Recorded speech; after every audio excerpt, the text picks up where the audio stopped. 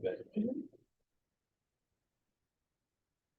afternoon. It is 5:02 on July 1st. Welcome everyone to July 2026. And this is the District of Columbia State Board of Education working session now called to order.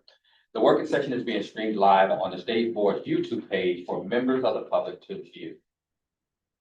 The roll will now be called to determine the presence of a quorum. Deputy Director. Representative Best. Representative Chang. Present. Representative Coulson. Present. Representative Henderson. Representative Johnson Law.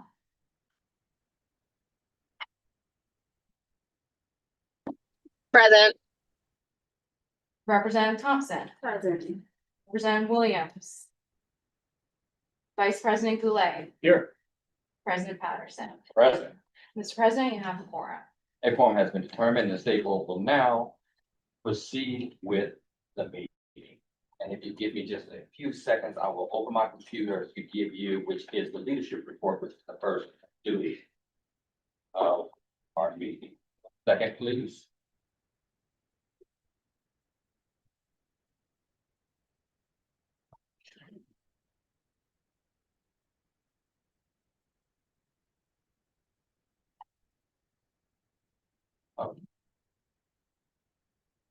During the month of June 2026, the board only met with our superintendent of education. We did not meet with the DME, nor did we meet with the chairman. I have sent out this to everyone, so it is in your emails. The following are the agenda items and the notes from that meeting. I'll just go through very quickly. On the agenda was the update on the ongoing OSSE AI work, high school graduation requirements, OSSE transportation, and student engagement. Of those notes, I'll give you some highlights. OSSE met with LEAs around, and I'm talking about going order. OSSE AI. OSSE met with LEAs around their use of AI and where they are right now. They conducted a survey. LEAs requested a model policy for guidance to help them navigate the use of AI. In terms of instruction, OSSE has been working on guidance and a model policy for instruction use, which they hope to share with the SBOE in July. On high school graduation requirements, OSSE did not have any additional questions about SBOE feedback. We briefly discussed the ideal of having an interagency graduation requirements implementation working group comprised of OSSE and SBOE staff, similar to what we did for standards development process. Dr. Mitchell will take the ideal back to OSSE and team and let us know what kind of that. On OSSE transportation, Dr. Mitchell provided updates on OSSE transportation, including their plan to roll out the parent-facing application this summer.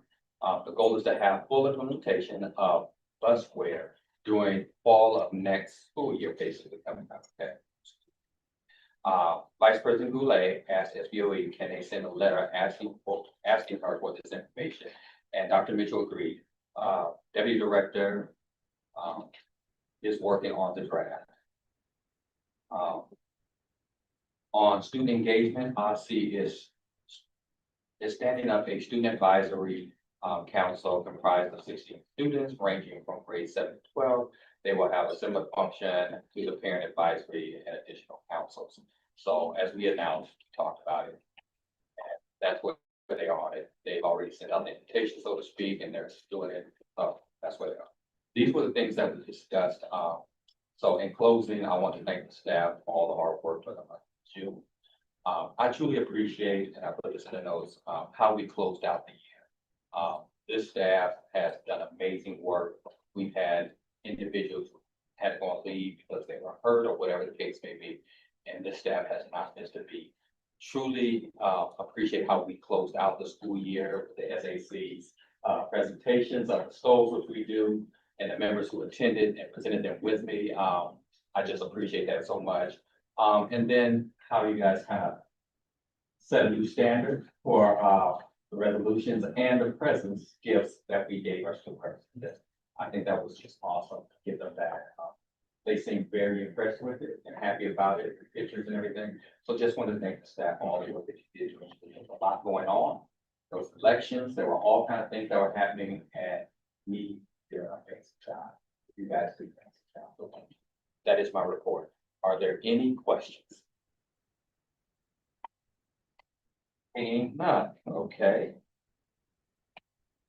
I will now turn to our deputy director to provide report, the director's report. Great, good evening, members of the DC State Board of Education. First, I do want to thank you for your trust in my leadership over the last several weeks while Executive Director Butler was on her leave, and we are excited to welcome her back in person next week. Next, I will share a few updates and reminders. This week, our office welcomed 2 MICVA Challenge Summer Fellows, so please join me in welcoming Logan Thompson.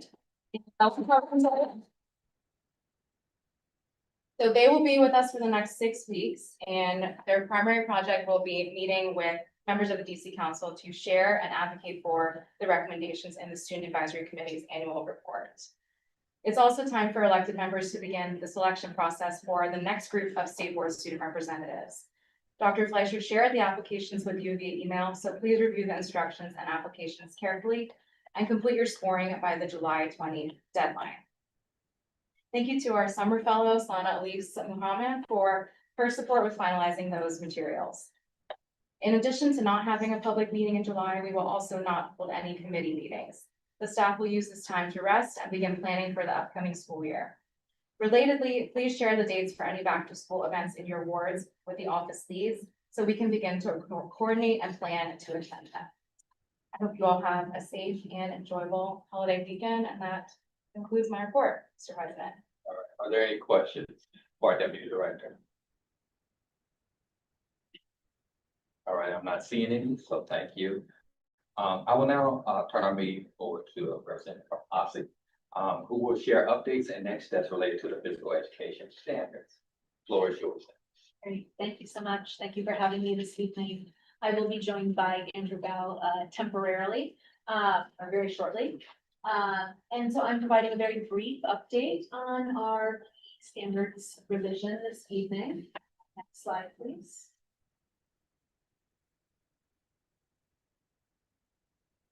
So our brief agenda will be to summarize the response to your letter dated June 12th to OSSI regarding your feedback on the standards. We will highlight an overview of our standards implementation plans, provide you with next steps, and leave the floor open for Q&A. And our objectives for this evening are to acknowledge and thank the State Board for your positive feedback on OSSI's proposed standards revision, to answer your 2 remaining questions about implementation, to clarify some of our implementation strategies, and to confirm next steps, including the timeline. Next slide, please. So first, I'd like to express our thanks and appreciation for your review of the PE standards and your resoundingly positive feedback. We're very proud of them, and we are glad that they have such support from you all. Some of the areas that you elevated were the fact that standards are consistent with the National Physical Education Standards from Shape America. They incorporate many of the latest best practices in PE. Those were recently elevated on a panel that you all hosted featuring PE educators and experts. You noted their direct alignment to OSSI's social emotional learning standards. And you noted our responsiveness to the feedback of stakeholders during our public comment session. So thank you again for that feedback. The first question that you all posed was how OSSI would ensure equitable access to swim safety standards. So there are swim safety indicators in the PE standards. And so it's important to note that water safety instruction and basic swimming skills can be taught without access to a pool facility. One available resource that OSSI is aware of, and that's available free of charge, is from the American Red Cross. It is a program called Whale Tails, Water Safety for Kids. Educators can access this free and online, and they provide short, engaging, and developmentally appropriate videos with printable worksheets that reinforce content. It also includes parent and family information in both English and Spanish. And it's available at 2 grade bands, K-2 and grades 3-5, which are the indicators that also focus on swim safety in our standards. But knowing that full access is important to teaching swim and basic water safety skills, we will be promoting the availability of DPR facilities with pools that schools may choose to access if those are a reasonable option to them. DPR offers indoor pools in all wards except Ward 2. And so we will utilize our communication tools, website, et cetera, to increase the visibility of these opportunities for schools. Next slide, please. A second question was about how OSSI would evaluate the success of the standards implementation. And so OSSI will leverage some existing data sources as well as engage in some new activities to understand how implementation rollout is going. A few of our strategies include curating and disseminating resources on how educators can assess student achievement to the PE standards. We're aware of resources that exist nationally from Shape America and other similar organizations. So we'll share those broadly. OSSI will also develop and or use observational tools and rubrics so that we can go into PE classrooms and support instructional feedback and use what we're learning to inform further resources, training, and technical assistance. And finally, we'll leverage our existing DC school health profiles. Those are completed annually by schools and reported to OSSI. Those collect information on PE curricula that are used, minutes of PE, and some other PE data points that we can be tracking as we're rolling out the standard. So we're excited that we'll have options to monitor the success of these. Next slide, please. We greatly appreciated feedback on how OSSI may approach implementation of the standards, and we agree with all 3 points that you offered. The first was around a focus on resources to support adapted PE for students with disabilities. That is something that we'll work closely with our Office of Special Education to promote resources in that area. We're also familiar with resources available by Shape America that we will promote among educators, such as the Teacher's Toolbox referenced here. Second, we agree that professional development will be critical for the success of these standards. And so we will identify and implement PD opportunities that supplement and complement the available national resources and bring to light the local aspects of the PE standards. And finally, because there's such a strong tie to the PE standards and social emotional learning, we will develop resources that will show the integration and alignment of those 2 standards areas to assist teachers in their joint implementation. Next slide. So our timeline and next steps, we are in July, and so we are sharing with you our feedback from that letter. August is when we anticipate your vote on the adoption of the standards. And then school year 2026 through 2027 will be our implementation planning year. Schools will be encouraged to begin initial implementation of PE standards, and we will be providing them supports along the way through our communication activities, partnering with the Office of Special Education on adaptive PE programming, and then curating and disseminating resources.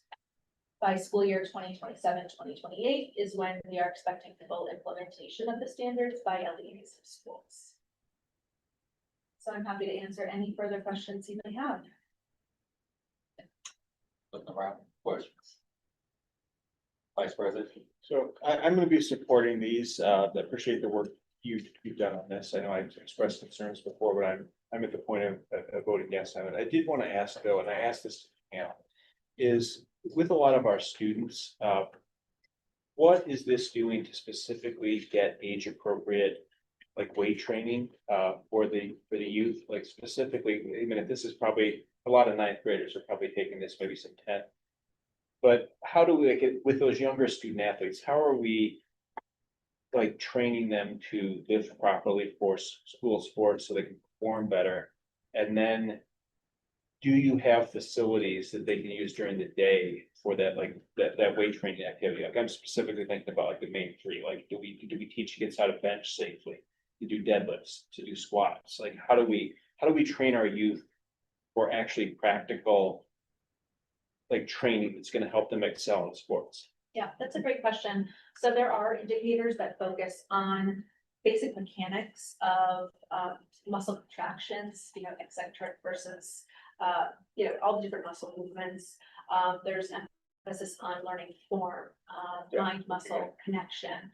So those exist across all of the grade bands, so they are present. Like, do we have the facilities though for high school kids to actually sit down with like equipment and learn how to do it properly and safely with like an instructor? Like, do we, like, that probably varies by school, but like, how many have the actual capacity that?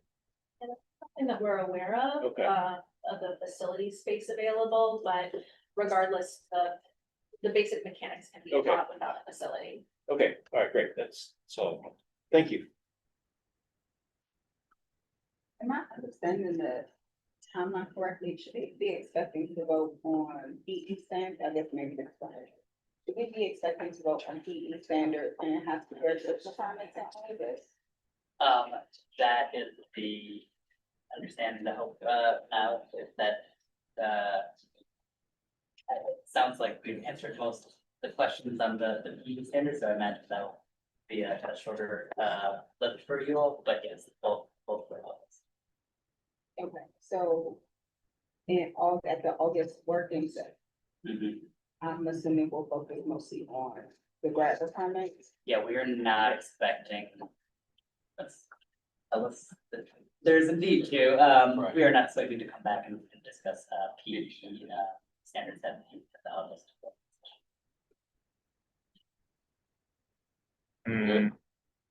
Representative Chang. Thanks. So, thank you. I think just helping to wrap my head around, what the like actionable changes. Once these pass, how do you see the student experience actually change from like before versus after in a day-to-day way, I guess? How do you have an anecdote or like an image that can help us Yeah. put our It's a much greater emphasis on a student's physical literacy journey. So being able to develop an identity for what they enjoy in physical activity. That I understand, right? Because that's what's written in the, but just what does that mean in a student is in the classroom now with a PE instructor?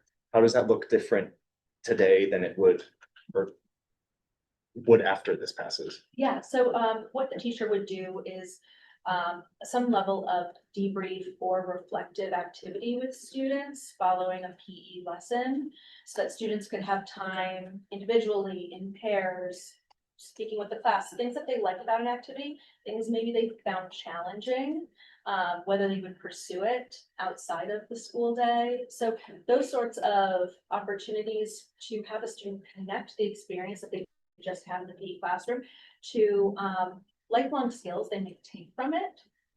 That part of the lesson is a greater emphasis in these standards. Got you. So actually less physical activity and more reflection on the physical activity. I would not say less, because there still is outside of the standards in our in DC law, we have a minimum amount of physical activity that needs to happen in that space. It's just making sure to balance the instructional parts that allow for students to really draw those connections. Dr. Patterson, may I, since we have students with us who are just listen to this, like, Sure.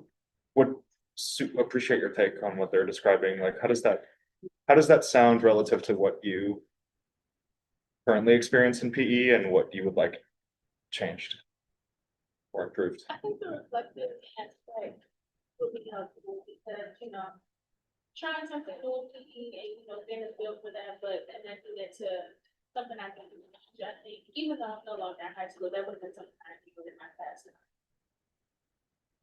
I would agree with that. I think especially for students who don't usually engage physically outside of the classroom when they're forced to.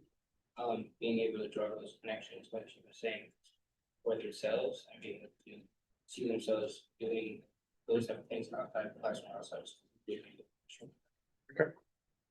Thank you. If the students say yes, then I'm on board. Were there other questions? President Colson. Thank you. I just have it's not really a question, it's just my comment that I've been making. I'm always trying to see the connection and intervention, right?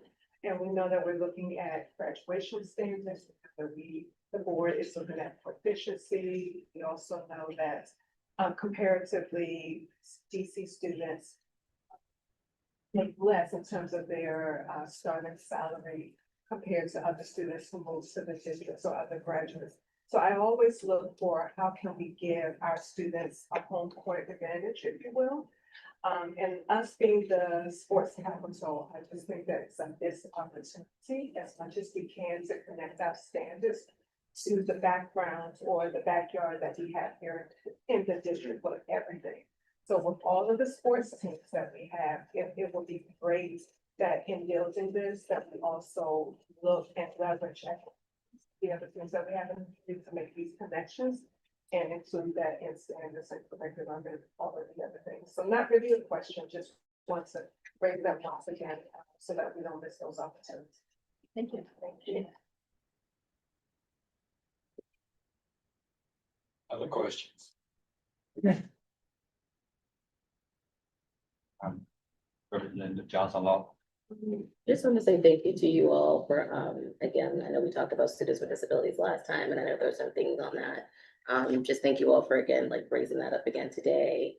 And when we, of course, I'm sure we're all like probably really supportive of this, but when we write out the standards, can we just put like a little box, a little asterisk, just to make sure that folks know about our special education students, like what we kind of mentioned here, to make sure that it's in writing, because it's not just adaptive folks who are teaching, it's also those who are in the general education who are also teaching our disabled students. And just want to make sure that everyone understands and is on the same page when it comes to our kids that have disabilities. Absolutely, that will exist in some of the introductory language to Perfect. emphasize the importance of that and direct to resources. Thank you. Any last questions or comments? All right. I want to thank you guys for the presentation. Try to make sure that you stay cool during this next few days of this intense heat that we're experiencing and everything like that. Thank you so much. Normally what we would do here is take a break, but I want to be conscious of, look, we're moving pretty quickly and I want to give people, time to get back with their families and everything like that heading into this weekend. So we're going to skip a break and we're going to go directly into other parts of our meeting. We'll move to the panel discussion for September at this particular point. Okay. So, last month we voted to postpone the panel on virtual learning, but we did not decide on the exact month. As a reminder, the topic for our next expert panel in August is age-appropriate screen time. There are no additional suggestions that were placed in the tracker. Are there suggestions from members for the September public meeting at this time? Representative Goulet. I just want to say I would support putting yours up if you want to do it. I had an idea I floated last time, but I want to not jump the line and jump ahead of what you've got. So the only thing I would caution on this is I am concerned that we're not going to have the old council chambers ready for August. Just because, not due to any fault of our staff, they've been working really hard on it, but just the but until the appropriation officially goes through, we can't really start work on that. So I just want to make sure that, you know, if we can't get that ready for August, I would like to see us push the technology panel to the next month and then do the joys in October then. But I don't know, and I don't think any of us know about that, but I think it's gonna be a lot more valuable to have that panel with like the tech people, if we can talk to people from other jurisdictions with the virtual capacity. So that's just the only caution I would have, but I definitely want to do your panel next, whatever that would be. And going off of that, since you made reference to per panels, so that every listening audience will understand, Dr. Joy Johnson, I'm coming to you now to talk about. Yes, so a couple months ago, I recommended that we look at just other districts and how they are integrating virtual learning. Whether, yes, during the school day, but also like if we just need to like jump to virtual learning, how everyone can just literally go from physical to virtual and literally like in a split second. I know some districts they're literally in a hybrid model. And so just wanted to like look at what they're doing, look at that posture. There's a lot going on in the world. There's a lot going on in the city. And again, I think it's also probably really timely as we're talking about screen time and technology and AI, you know, like how all those things, you know, come into play. And so again, I don't mind the suggestion that Vice President Goulet said was to, again, if we need to just push it to October, it's fine. I think hearing the screen panel and then having that one, I think would be really, really amazing because maybe some of those questions that maybe they can't answer, maybe we could take those questions maybe to the next expert panel as we are just trying to figure this technology thing out. So. Thank you. Could I ask a point of clarification? Can we vote conditionally to approve? I know we have it for August. Can we vote conditionally to approve this for September, but with the understanding that if we have to push the August panel to September, that then this would then just get slotted into October? Is that? Can we vote in that regard? Because I definitely do want to get the IT panel done as early as possible, but only if we've got that full council chambers up and running. I'm open to it. I just always look at our staff just to make sure that it's appropriate and what that means for them if we do something kind of like an agency based. Yeah, I mean, for planning purposes, one of the reasons we have you all vote 2 months in advance is so we can start. Getting panelists, getting it on their calendars. So if something were set up for September and then we needed to then push it to October, that may present logistical issues for the expert panelists.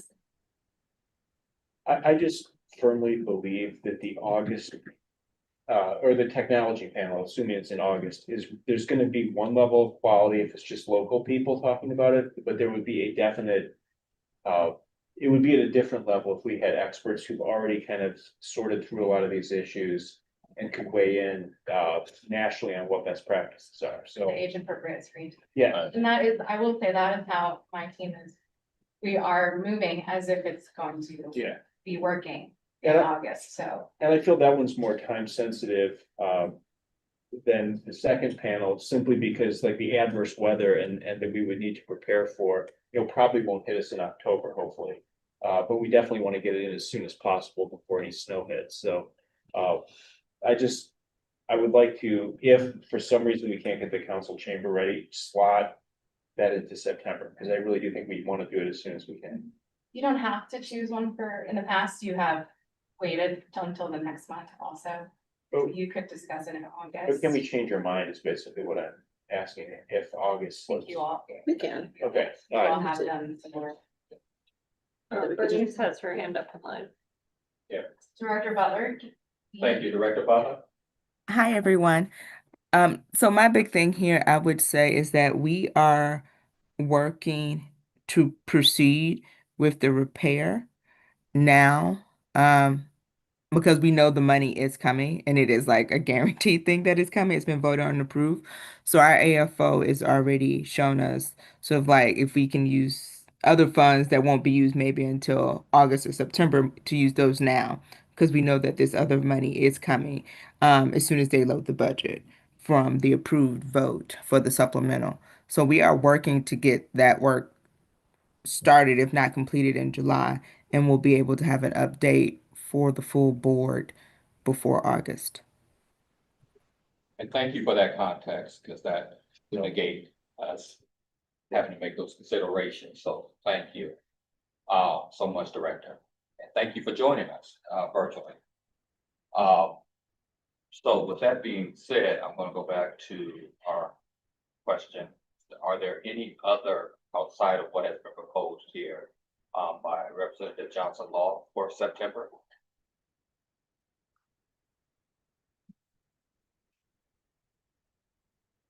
I'm not seeing any other suggestions for September. So we're calling it, the panel is virtual learning. Virtual I want learning. to make sure that I say that correctly, okay? All right, so now that we have one in front of us, we need to take a quick vote on this.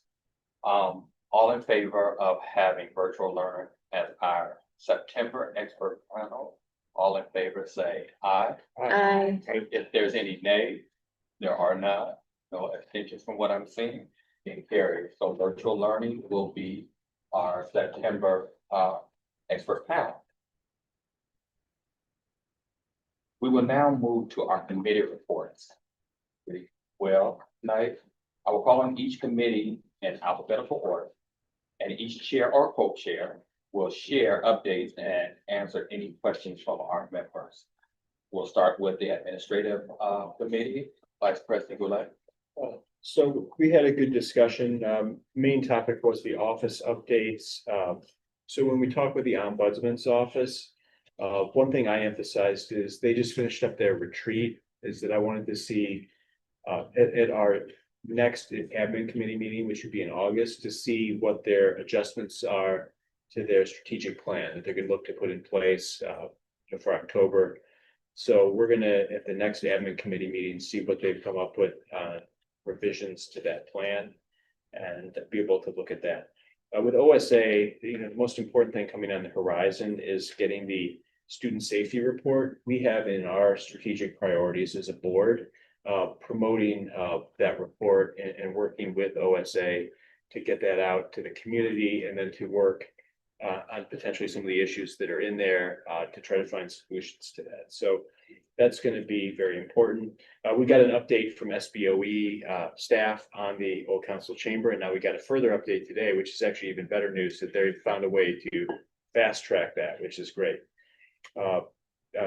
Deputy Director gave us an update on the strategic priorities dashboard. We looked at the outlay of that, and then got good news that the council budget was approved. Finally, we talked about the agency realignment plan, which I think is something that's a really exciting initiative that they've taken on, which is to try to make sure amongst all of the different offices, we have people aligned at the appropriate grade steps to adjust grades appropriately, and then to make sure that those line up with similarly situated positions elsewhere in the education cluster and in DC government. So I think that's a really important thing, because it provides then consistency and allows space for growth on some of the pay bands that weren't there before. So I was very excited to see that. And then we just did a board check-in, other issues, but that was everything on the admin committee. But I'm glad to take any questions if anyone has.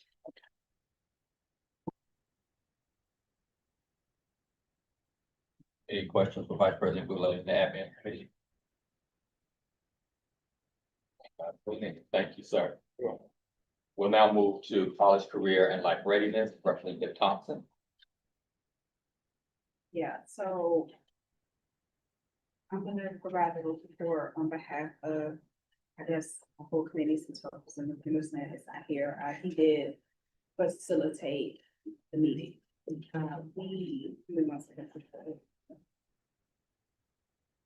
All right, so we met June 24th, which was pretty recently. Ultimately, we covered the attendance and grading policy and had Representative Colson joined us.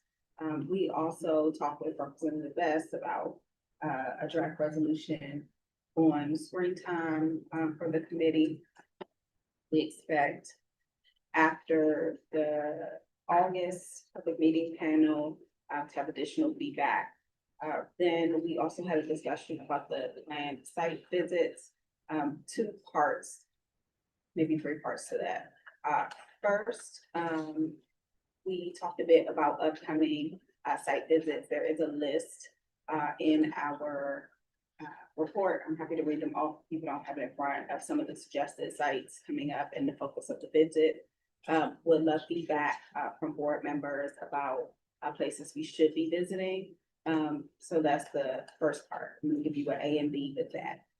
A, the visits for that we have done so far, and some of the ones like the Carpenters Union, and IDEA are career and tech visits, which have to do more with graduation requirements. And the Carpenters, when we hope to be able to do before the summer is out. The other visits we will be conducting, social emotional, social studies, financial literacy, that is the feedback loop work that we have discussed as a committee. As far as things that have already been passed and are starting to be implemented this school year, so we can get a sense of how those standards are going.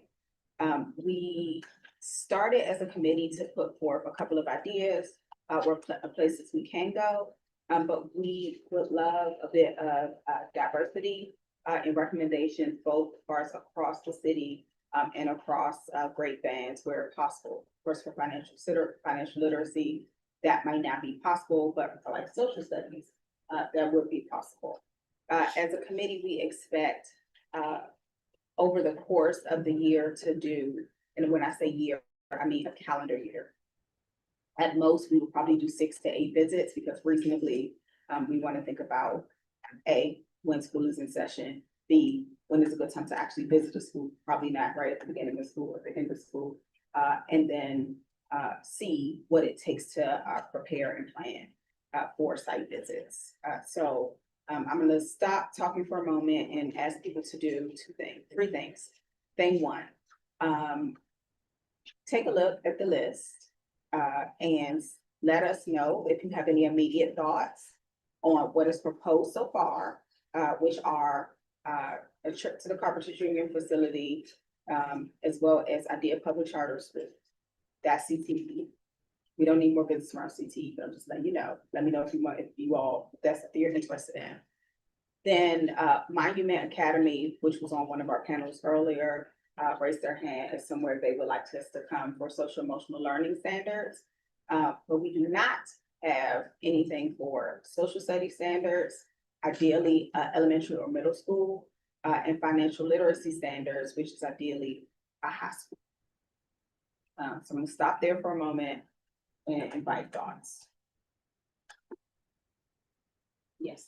I love all that, so I don't want to take us off the wrong path, but I would also love to, if we could, as we look at these standards, try to look at the Whittle School campus. It's kind of as we tour around facilities. Dr. Colson and I were able to have a great tour of that facility, and I think there would be a lot we could do with that site too, for a citywide focus on the career development, CTE work, a lot of things. So I don't know if you're willing to, as you look at like these important components with the standards, if maybe we would incorporate like a board tour in there too. Would that be possible? I mean, if it's a divergence from what you're doing, I don't want to do that. Anything is possible. But I do think it is different from what our committee has been charged with. Okay. I think what our committee has been charged with as far as the work of our committee is the evaluation of the standards we have passed. Yeah. And so when we think about social studies, financial literacy, SEL, all of those were passed in pretty rapid succession, and we have not taken any time to look and see, hey, here's how those things are going, which is actually different than what you're talking about. The Just CTE looking visits future, are a little bit of a round out of the high school graduation requirement Yeah. work, especially as we think about endorsements. So that's not a no, but it's additional context to like why I'm asking these questions. Yeah. That being said, if there is if there are other visits we want to do in addition to that, we can talk about it. And there's nothing that prohibits like the full board, thinking about things that are helpful for the board to just know about. That's helpful context. I appreciate So that. I that's think you're more right. context, I don't think I unilaterally get to say yes or no. Yeah, but I appreciate your point on it, and I'll try to work on maybe setting that up with Dr. Colson for the board to do, not necessarily the committee. I see what your objective is now, and I'll pursue that in a different path. Thank you. No worries. I want to go now to, if I may, Director Butler has her hand raised. Yes. Representative Thompson, are you all also including the menstrual health standards?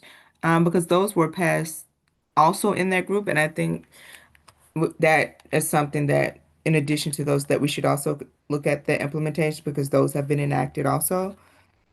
We did not have the menstrual health standards on our list, but we could add them. Thank you.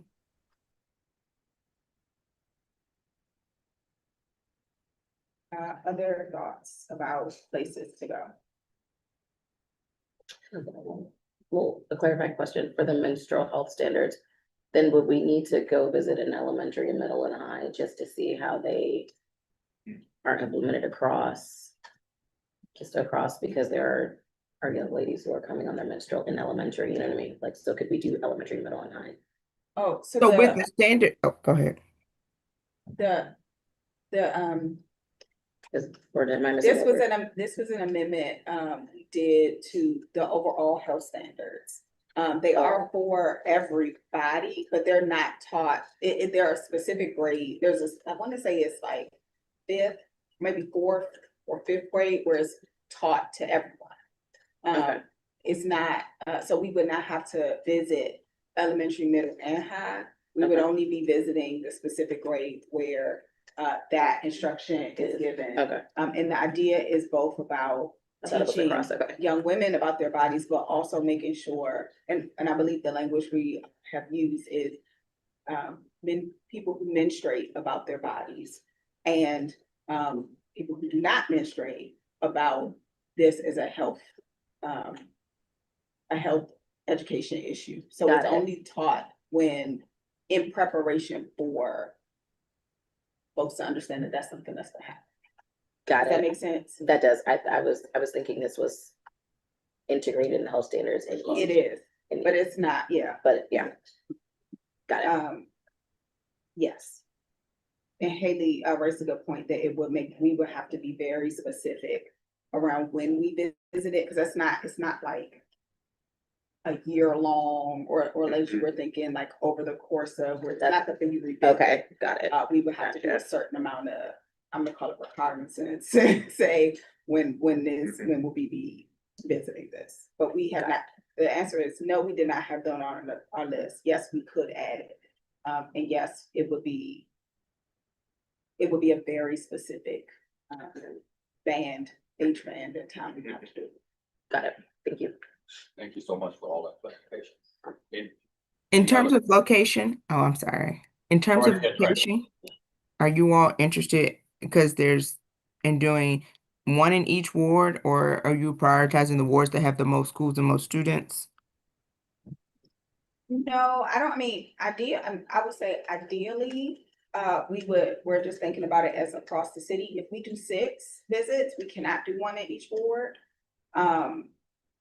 So the goal would just be ideally across the city, but really it's about that's not necessarily the goal. It's like, we gotta go to each ward. Right. And as you bring that up, Director Butler, also, my mind goes to making sure that I'm looking at 2 that you have currently that you listed, is having a balance between traditional and charters. Yeah, so those 2 are charter schools, because Right. the other visits that we did were DC public schools for the graduation requirements. Well, the idea one is we have not started the visits yet for the feedback loop. And so the first visit for the feedback loop is Monument. And so what I'm asking everyone is to think about where, like, if Monument is, do people like Monument as a visit to SEL, thinking about what they heard from the panel? Yes, no, maybe so. So I guess is one question. And then the other question is, if you don't, make other recommendations about a good place to visit for SEL. And for the places where we're saying, okay, we don't have one yet for financial literacy standards, we don't have one yet for social studies, where do you want to go? That's the question on the table. The first question, I would say yes, I think Monument is a good one. If we cannot see Monument, then a second choice would be C. I like That's a that good one, one. That's a good one. because that's a Oh, yeah. residency. I like that a lot. Okay. All right, social study standards, we are looking for recommendations around elementary or middle schools. And mine goes to heart. Yeah. It goes to heart, like they do something.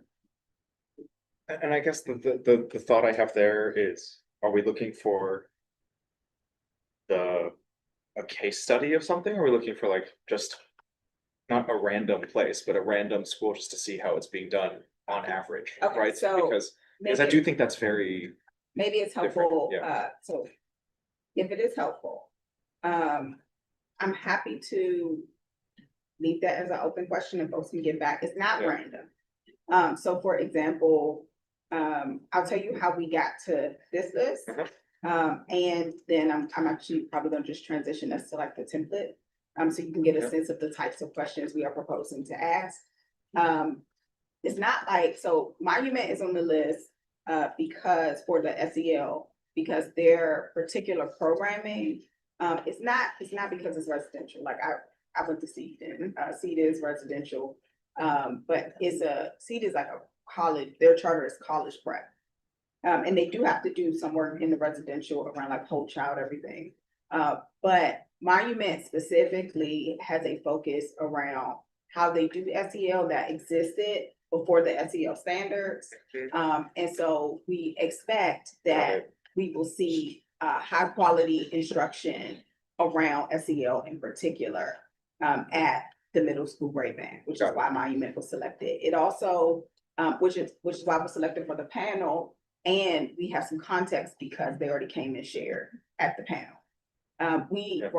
Representative Henderson had recommended Dunbar for social studies specifically because as a high school visit, because of the programming Dunbar has to Right. offer. They have special programming Right. for it, exactly. And we decided that we would like to get recommendations around elementary or middle school because we have been visiting so many high schools with the grad requirements work. And so it was good for us to kind of move towards something different, and we could always come back to Dunbar, it's not off the table. But we don't have any recommendations for elementary or middle school. So the idea is like, where are the places that you may know of where social studies instruction could be really strong at these particular grade bands? And if you don't know, it's okay. Like we can do some work to say, hey, go to, OSSI and say, giving your teachers of the year, which of them, like your honorees or something, visit one of those classes. Like there are things we can do to access, but we wanted to ask board members, based on your knowledge, what are things we should consider? It is also an open call. And so it's not like everybody has to decide this evening. Thanks. I think that answers my question, which makes sense of, right, I think I was listening to, and I wasn't quite sure if it was find a school and assess how evenly things are being implemented versus find the best practice and use that to highlight, right? I think the goal is the best practice because we have not seen anything yet. Right. Right? Makes So sense. these things are new. And we're only talking about 6 to 8 visits. Right.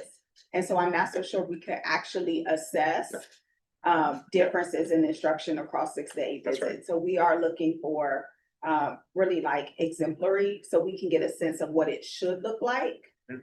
If that makes sense, like, and what's possible. Schools of chat.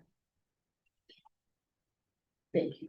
I see, Director Butler, has recommended Stuart Hobson and Deal, for Action Civics, and Kelly Miller for SEO. Again, folks don't have to make decisions today, but we wanted to give a sense of what the committee has been discussing, and begin to solicit feedback. One more question is, when would you like us to get recommendations or ideas to you by? Oh, that's a good question. So we will not be doing, to set context. These visits will begin again in the fall. Okay.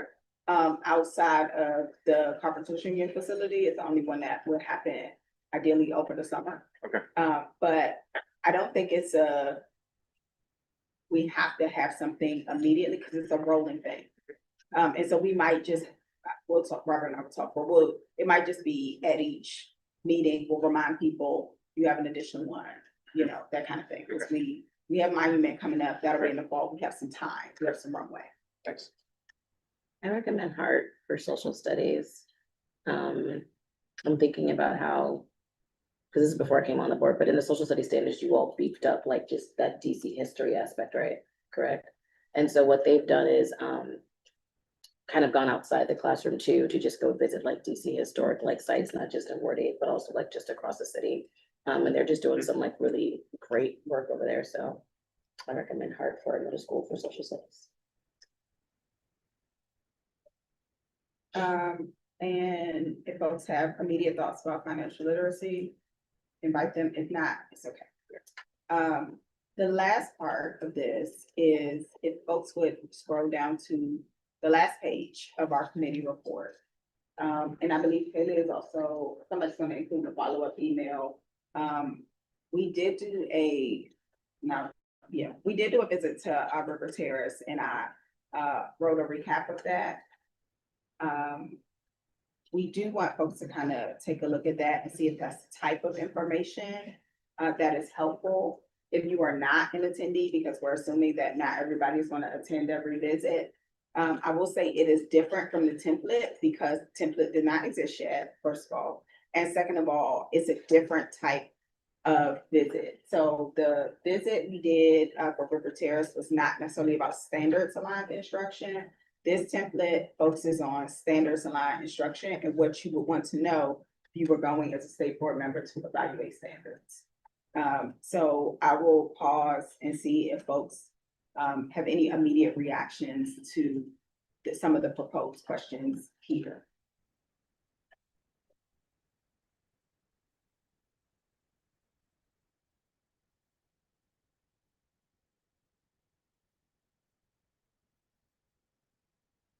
As you are reading, I will note too, you will see in my recap of it, in my recap document, not only are the questions different, but I include links to videos of the instruction, not for the purposes of those being shared with the public, but for the purposes of people, state board members or staff who did not go on the visit, to be able to say, oh, okay, I see like this a couple minutes for each.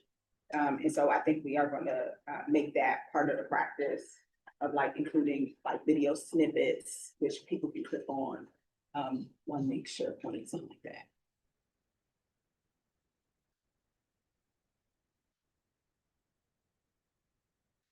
I don't know if people are still reading or if we're good. Just a side thought. I mean, I think no immediate comments. I think it looks good. And I like the open-endedness of the questions.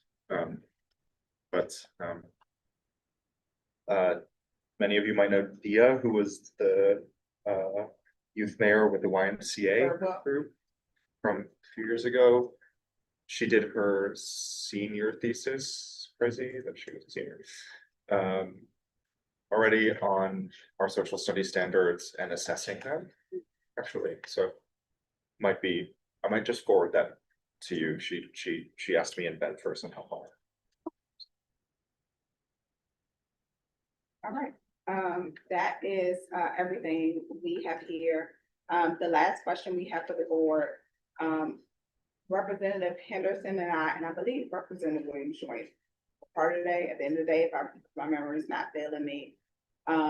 We did a visit to Phelps, in the Ward 5 ATC. I believe that invitation went to all board members because it would have come from like City Works or OSSI or one of those.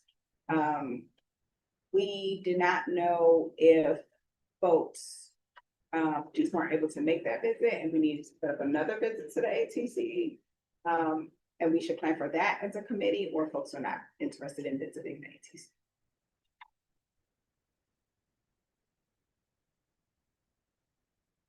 No pressure either way.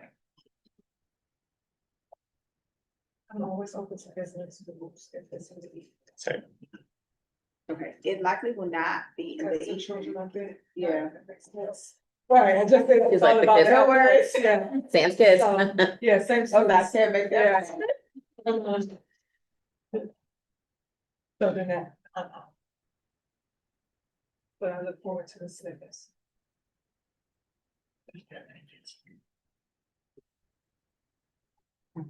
That's a question for you. That was an actual question for you all. Like, yes, do we need to plan a visit for the ATC? That wasn't rhetorical. Yes, do we need to plan a visit to the ATC, or no? Are folks not? And it's okay either way. We got other stuff to do. I have interest. If you schedule it, I would try to go. Yes, the scheduling and the work would be done by us. No, but I would love to go, but I don't feel like it's a must. Like whatever you have time for, if you schedule it, I'll try to attend. Same response, I think Representative Colson had. So I would love to attend as many of these as I could. It's really useful. In my percent, you schedule it, I'll make sure that I try to prioritize my life. So I'm forward to the business. So yes. All right, so it's, what I'm taking from this is it sounds like the ATC is not a priority. It is fine if we commence with the other visits, and if we schedule a visit to the ATC, that there is interest. Okay. Thank you. That's all we have as a committee. All right, thank you so much, Representative Thompson. I'm now going to turn to Representative Chang for educator excellence. Yes, so as you all know, we are focusing on early educator retention. And we've had this report come out, and so Andrew, who we don't see today, but Andrew has been working with us on a rollout for how we communicate it and share the report to the broader range of stakeholders. And we'll have more to share with you all next month. And we have also been organizing meetings with our various agencies that touch education in the city, as well as groups like WTU, Empower Ed, and others that committee members brought up to get feedback on the report, as well as just the broader set of work that we've done on this already, to make sure that we're bringing people along while we kind of drive towards the very specific asks that we want to make. Questions for Representative Chang? When is the report released? The report is not yet released. No, but I'm saying, Jen, do you know when we'll have that ready? I don't, there isn't no determined date yet. We can, I see Director Butler asked if there's an anticipated timeline for members to see draft. I mean, we can share the embargoed version. Where it goes public, so you all can see. Yeah. In there. I would recommend too, before it even, like the board would have to look at it and members would have to see it even before, because embargo says that it's final. Like, so before then, the rest of the board should see it. And again, the report that was produced by the vendor said, see what they put together.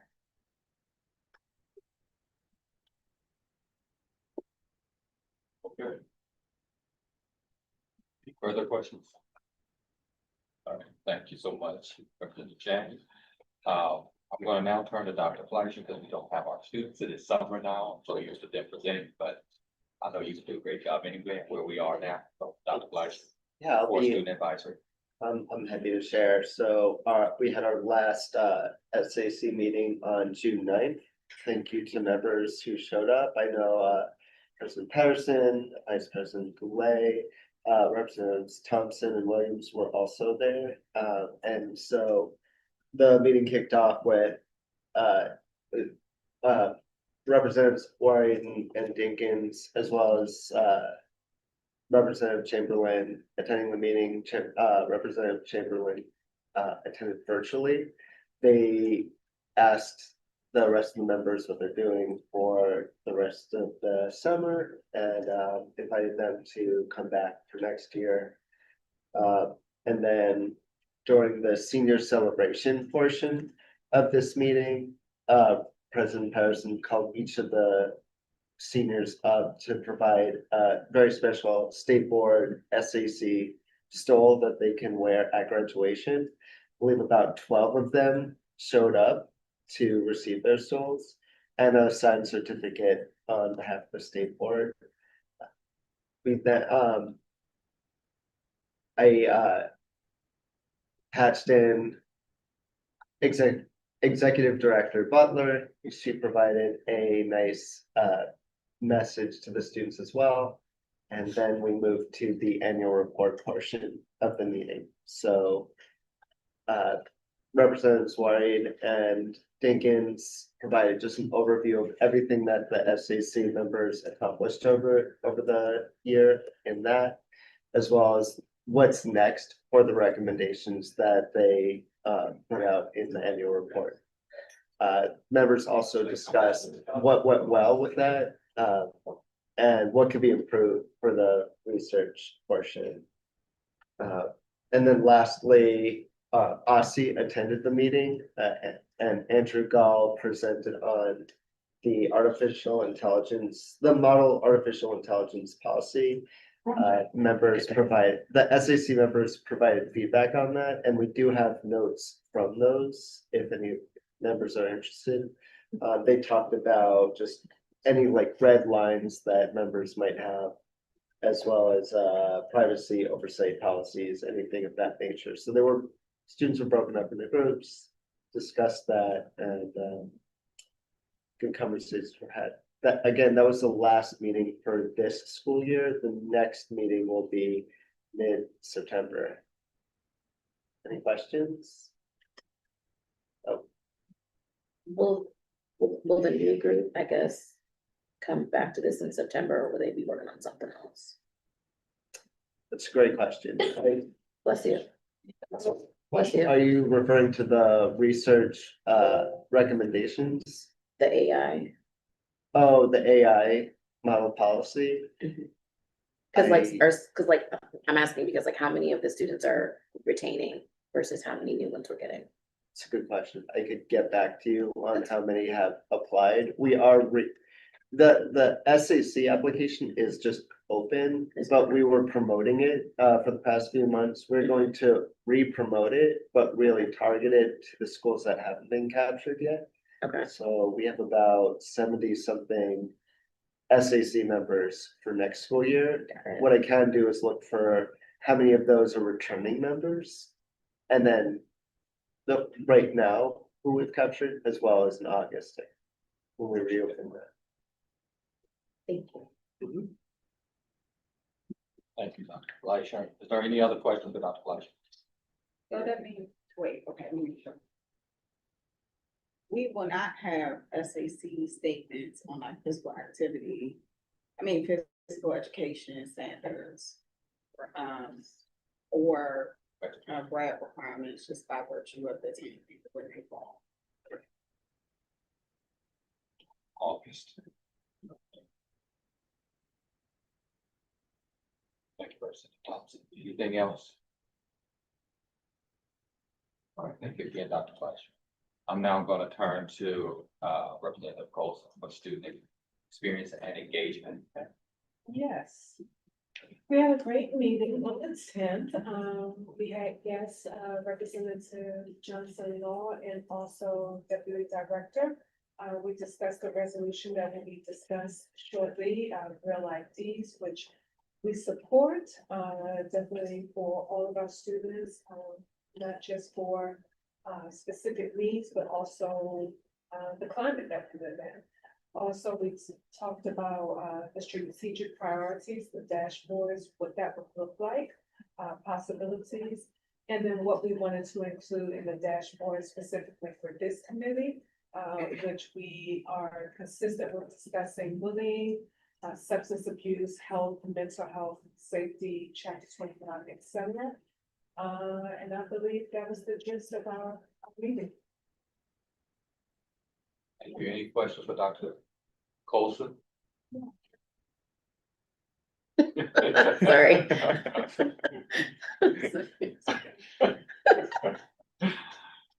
Thank you, Dr. For the Coulson. forewarn.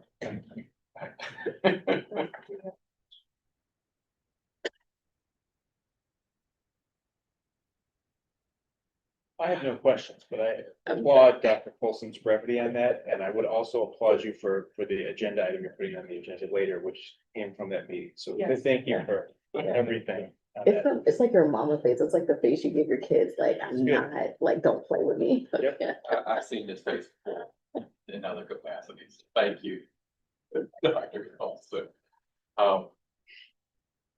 Now I will move to, if there are any external committees, I'm going to Dr. Johnson Law. Thank you. The Environmental Literacy Committee, just wanted to say, thank you to Jen. Either not last week, but I think 2 weeks ago, we sent it around for members, to be able to give comment.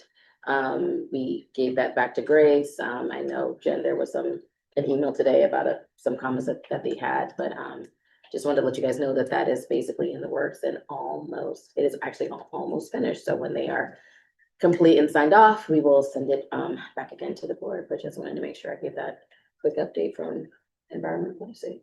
That's all I got. I have a quick update, also related to OSCE. They have a Title I committee of practitioners that helps them meet the needs, make sure that they're meeting all the requirements under Title I. So they reconvened after a while off, so I attended that last night. I can answer any questions that members might have. But I just wanted to share that quick update. Thank you, Deputy Director. Are there any questions for our Deputy Director? For Dr. Johnson? Okay, I'm looking around and there doesn't seem to be any, so thank you both. Okay. We will now move to our new business. I would like to ask if members have any additions to the list, which currently has only one item. That one item is SR 26-11, supporting student access to identification of real IDs in the District of Columbia. Is there any other representative? Folks? Yes, I would like to add discussion to update the bullying.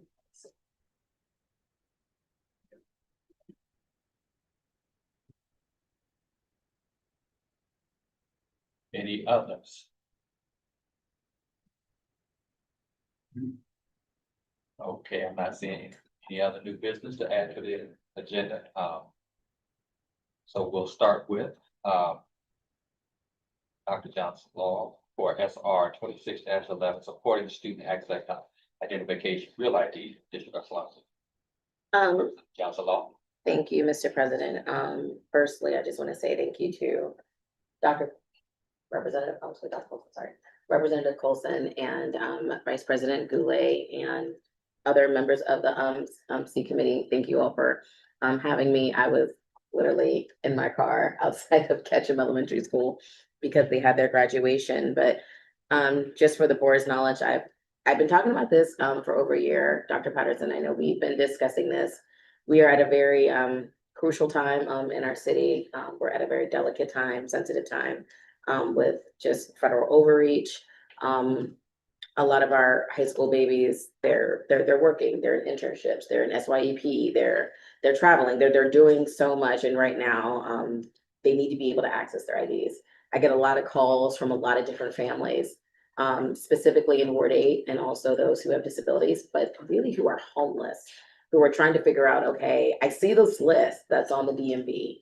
I went to the website, but that is not helpful to me, nor my counselor, nor the vice principal or the principal to help me gain access to get this ID. A lot of times I'm having to really coordinate with the DMV or someone there to be able to be like, okay, I have a homeless student, like what is it that they need to be able to verify that they're a resident? This type of information for students and families, especially those who are also experiencing mental health challenges, you can't get that information from a website. And so again, I know this is something that is not under like the purview of the board, but I think with the council looking at Eric's ID law, I think again, just being adjacent to education and to our schools and to our babies, we need to make sure that our voice is in on this and that we are supporting all of our students. So that way we're supporting our schools so that way they can get their identification. I can take any questions if you guys have it. And thank you to Vice President Goulet, who's also going to help me with legislation so we can vote on both in August so we can get it over to council as they consider the other identification bills before them when they get back from recess. Dr. Colson? Yes, ma'am. I do not have a question, but when I think about this and other matters, I learned a theory a long time ago that resonates with me, and it's called path goal theory. And that theory simply states that if you are a leader, a motivator, whatever your position is, if you have an objective that you want another person to reach, you have to remove the barriers in front of them that would hinder them from achieving that goal. And I think this is a barrier for so many people. You know, I definitely support students who are experiencing homelessness. You named that. We also have students who I can say work or attend school around the Capitol where there's heavy National Guard presence. We want everyone to be safe. And if we want to achieve that goal, we need to remove all of the barriers. And I think this is an area, and I'm happy that you have taken the lead on this and that we're supportive of moving this forward. So thank you for your leadership. Thank you, Dr. Colson. That is a lot. Are there other comments? I know I have one, but I'm trying to wait the last. Are there other comments? What I will say to you, Dr. Johnson, I appreciate your determination to make sure all of our babies are safe. I think everyone who knows me or have ever read my resume, you know, I've served in the military 29 years, and at our current level, just National Guards on our streets currently, there is 4,000 National Guardsmen in the District of Columbia at this current time. That surpasses some of the deployments of troops that I've actually been on deployments. It actually surpasses that number. And I was in some really difficult areas. So I think it's incumbent that we recognize that. We also have to recognize that how they're being used. Some of them came here for very different reasons. We're celebrating 250 years, and some governors thought they were doing that, but they're on the streets and they are untrained. Speaking specifically of Michigan, they sent theirs here as part of a deployment for the holiday, so to speak. And they are actually on the streets because there was a video that was taken and people was talking to them, and they know nothing about the District of Columbia. So as a parent, first and foremost, I commend you because my babies have 2 high schools. They're included in those numbers that need this to happen for them. Again, I appreciate your determination to make sure that all our babies are safe, that they have what they need around in the city. We don't know actually how much more this current administration is going to dig into doing things in our city that would present a challenge for our children. And I think this is much needed because they need to also feel safe and be safe. So thank you for doing that. I look forward to support. Thank you so much. Thank you, Dr. Henderson. Are there any other comments on this particular one? Okay. I believe what you're asking is for it to be on the agenda. So is there a motion to add SR 26-11 supporting student access to identification with ID in the District of Columbia to the agenda for August action. So moved. It's moved. Is there a second? A second. And I'll ask, all in favor say aye. Aye. Aye. Any nays? It carries unanimously. Congratulations. Thank you, ma'am. Next, I will go to the other item that was put on our list, and I'll be turning to Dr. Colton for discussion on updating the food. Yes, so I believe this school year, the last calendar year, we had parents come and talk about bullying and the outcomes for their students. So this is something that we've been discussing for some time now. Currently, the bullying policy that we have is from 2013. We know that so much has changed with the world and with our students since then. Looking at the policy, two things stood out to me. One, there are a couple of gaps, and so I'll say opportunities. And then also, what happens moving forward after the bullying investigation is completed. So I sent a one-pager earlier today, if you all had time to look at that, great. If you did not, in essence, currently the protocol is that if anyone says that they believe a student is being bullied, an investigation is conducted. Schools have about 2 weeks to conclude this bullying investigation. If it's determined whether or not it is substantiated or not, the parent of the alleged bully is notified and the bullier is notified. And if it is substantiated, then that student will receive ongoing support, additional SEL lessons, maybe some counseling, mental health support, and that's where it stops. So what I am proposing, or the gap that I see, is that there should be additional follow-up, and other districts do this as well. They still do a 30, a 60, and a 90-day follow-up to make sure that everything is well. And then the other concern is, as we know, technology has evolved so much since 2013, along with apps and cyberbullying. The change that we could possibly implement there is that even if something happens online or after school hours or on the weekend, that's still after school hours. So if it happens and it poses a threat to the learning environment, the school still has the opportunity to respond to that. And currently that is kind of murky right there because it's not during instructional or school time. But the revision based on what other districts are doing, and that's an opportunity for us as well, is to say, hey, although this happened on a Saturday, it still poses a threat to the emotional health, the mental health, the health of the school, and the school can respond to that. So I will have a resolution coming soon, but I just want to give you guys updates and know what other districts are doing, where the gaps are, and where we can strengthen, give a little more teeth to the policy as it stands. Thank you. Are there any comments around this? Vice President, would you like? I just want to commend you on the one pager and the direction you're heading on this. I mean, this was such a huge issue that, I mean, that we talked about last year. We had witnesses come before the board, as you know, just giving, really, I mean, it's really sad stories about their children who were being bullied and how it seemed like the system couldn't do anything about it. So I think this goes a long way to adding that accountability in for students who are bullying. And then when we had the, I think it was 2 cycles ago where we had the report where the recommendation was that we just should make it easier for kids to transfer.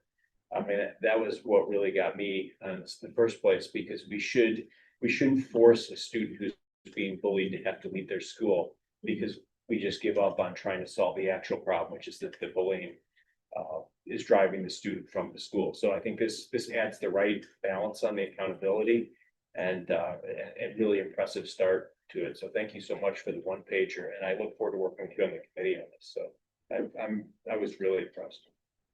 Very good. Make assumptions of which committee I'm assigned to.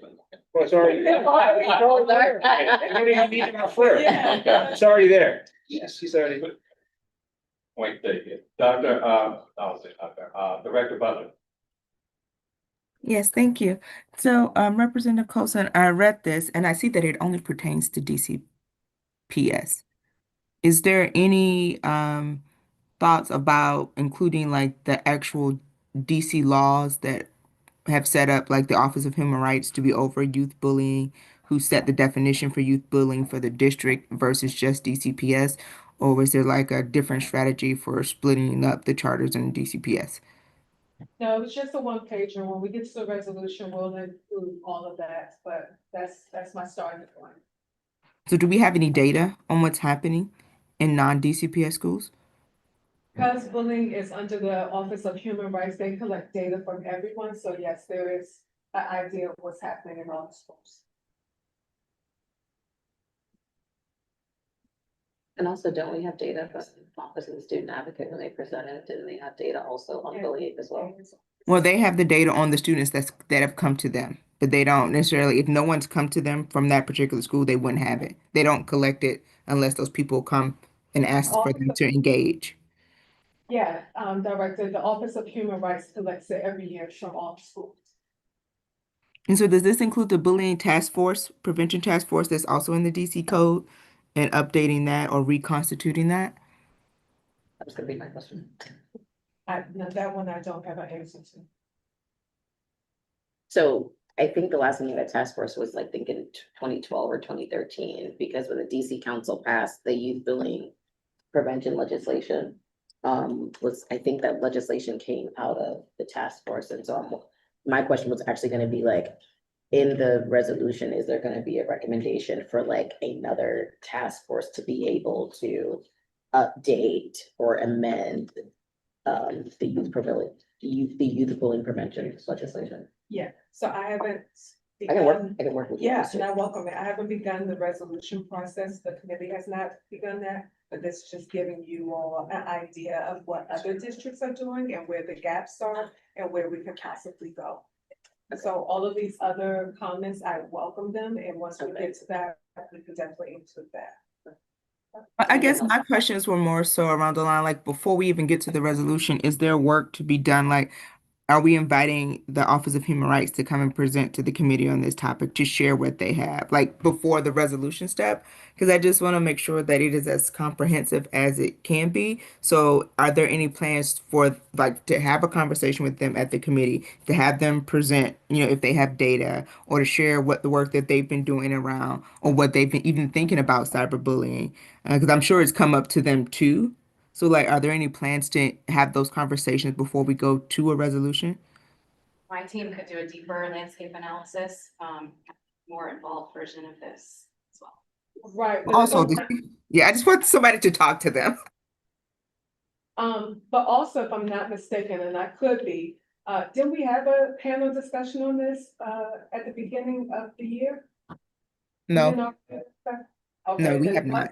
Then it must have just come up in public testimony. So we definitely could do that. But I think that there's opportunity for us to get more information without necessarily having a panel on this. Oh, no, not a panel. I'm not recommending a panel. I'm recommending the committee just invite someone from the Office of Human Rights to talk to you all about what's happening with the youth bullying. So no, not necessarily a panel, but someone just to come to the committee and share information with you all before a resolution writing happens. Okay. Okay, I saw two hands, but I'm gonna go to Dr. Fleischer, then I'll come back to you, Vice President Fleischer. Yeah, and just a reminder, our SAC restarts in September, and while that's their first meeting and it's pretty packed, they might be a great group to weigh in on that. Like a focus group. And also, I'm just trying to pull out our contact at OHR, because they were supposed to come to a panel and speak on bullying back in 2025, but we do have a contact that we could reach out to. Specific to bullying. I think the reason that they could not come to the panel was because they were at a youth bullying awareness conference. So there, we have folks that we can speak with at OHR. Dr. Eric Goulet. No, you're Dr. Eric. Dr. Eric. Sure, it's doctor, that doesn't really count.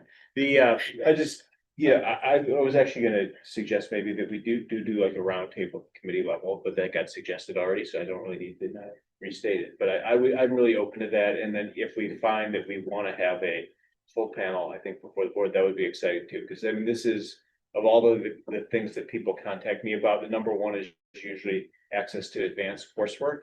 This is always second though, about the students are being bullied, the bullies not taking it seriously when the school intervenes. And the student just feels hopeless in the situation. So I think this is really timely, and I think you've got us started exactly on the path we should be. So thank you for what you put forward, and I look forward to working in committee on this. So great start. Looking for any other comments or questions? I was just gonna say, for a path, I guess, laying out what, Representative Boulay is suggesting. The sexual assault, work that was done pretty much went through the same process of like having putting together a committee, not a committee, putting together a conversation in committee, staff, pulling together more information that we could, use the committee to form a really coherent resolution. And so I would point to that. I don't think I had it before you rolled forward, but was a similar issue that there were different parts of government and others where they had data could add to the idea, and make as part of the, not just resolution writing process, but just the data gathering and what solutions. Thank you. And what I'll add to this conversation is that, thank you, first and foremost, because of the time of it. And how long it's been since we really reviewed it, during my time with working directly with schools. Of course, I had a response to 2 deaths that dealt with bullying, it originated in bullying and escalated because of the situation and what schools could do, what they could not do. And literally had to respond to students that have been killed. So I think this is the most important. It's timely to do this work. Closing, so I don't have to put it in a meeting that it's already in. Like that. Look forward to support. Thank you. With that being said, and those 2 new business items, and there were no others. Interesting part, one more, Dr. Colson. I have a question, given all that was said, and what do we have in the tracker now for upcoming meetings? We have, did we go on September today? Yes, that's correct. Okay, is it too late? I'll ask anyway, is it too late to put something in the queue for October?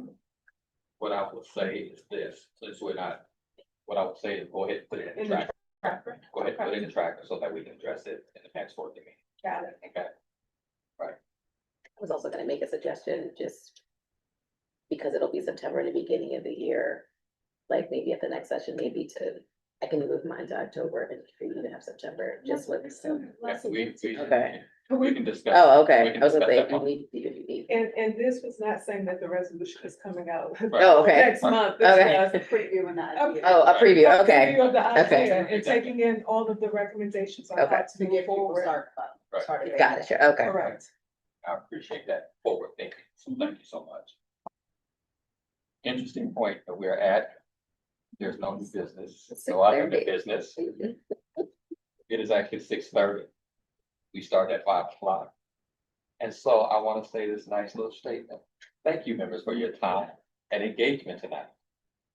As an additional reminder, this is our only meeting in July. So our next convening as a board will be at the working session on August 5th. Seeing no further business before the state board, I would like to entertain a motion to adjourn. So moved. It has been moved by Dr. Johnson Law. Can I get a second? It has been seconded by Dr. Colson. All in favor? Aye. Any objections? I think there were. We are now adjourned at 6:31. Thank you so much for this evening. Record time? Bye, everybody. I'll see you guys. Bye, director. Happy your